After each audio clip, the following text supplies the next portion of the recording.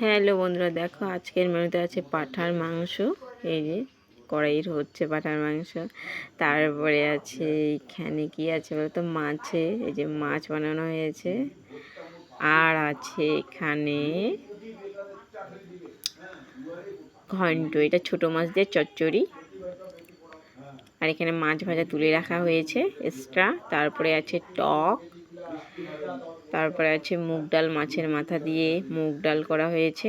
তো আমাদের বাড়িতে একটা ছোট্ট অনুষ্ঠান হয়েছে, তোমাদের সঙ্গে শেয়ার করছি। সারাদিন কোনো ব্লগ করতে সময় পাইনি, আত্মীয় স্বজনের ভরপুর বাড়ি, তাই এই ছোট্ট একটা মিনি ব্লগ তোমাদেরকে দেওয়ার চেষ্টা করলাম। আজকের দিনে আমি কোনো ভালো করে ভিডিও ছাড়তে পারিনি, আর এটাও করতে পারিনি।